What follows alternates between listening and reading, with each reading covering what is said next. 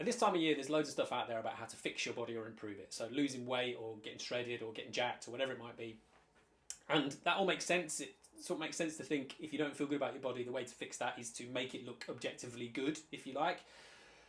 But it is always worth working on accepting your body as it is now, instead of or alongside trying to make improvements to it, if you like. The reason for that is, if you can only feel good about yourself if you look perfect, so you've got the shredded abs, etc., that is unsustainable, because for a start, even during the day, those abs become more or less visible. So when you wake up in the morning and you're dehydrated, there it is, I look brilliant. The moment you've had your breakfast, you look different, and it might bother you.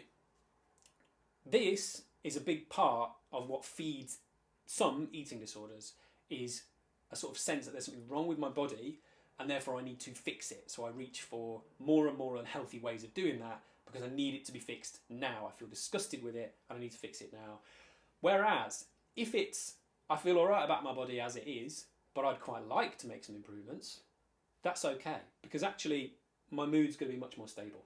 It's not going to be affected by the way that I feel. So if I get injured and I can't go to the gym, I don't feel desperate and terrified. I just think, oh, that's a bit of a shame. I'd like to go and work on it, but I can't. That's okay. Pass me another Mars bar.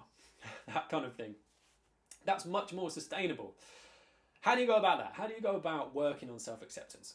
First is to understand that part of the way that you feel about it is based on what you assume it means about somebody if they don't look good, or particularly about yourself. So when I'm out of shape, when I'm carrying some weight, that means what? Usually it means I'm disgusting, or I'm lazy, or people will reject me, that kind of stuff. And that's job number one to work on, really, which is, well, would I say that to anyone else? What are the more kind of healthy things? If I was speaking to a young child, a young girl or a young boy, what would I want them to know about body image? Would I want them to feel like if they were carrying a bit of timber that means they're disgusting and useless? Or would I want them to think, well, yeah, it's just a body? What we're ultimately aiming towards isn't this kind of self-love about your body necessarily. That might be achievable for some people. A much more realistic aim for a lot of people is body neutrality. It's just a body. Yes, I'm carrying some weight or I'm not in shape, but I'm still the same person I always have been. It's just a body. That is a much more healthy, actually, and achievable way of thinking about it. One of the ways we can do that is to get used to being around your body as it is. Usually what we do is we hide it. So we wear big clothes, or we avoid the mirror, or we avoid pictures, that kind of thing. And we can face those things instead. I'm going to go and look at myself in the mirror. Is there anybody in your life where you would look at them and go, oh, geez, and flinch from them when they lift their top up and show you their belly or something? Probably not. You'll probably go, yeah, it's belly.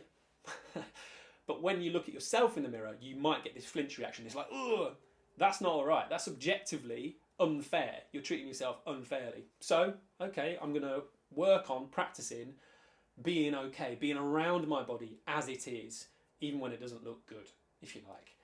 That can lead you to a place where you have a much more sustainable relationship with exercise and with eating. That's the idea.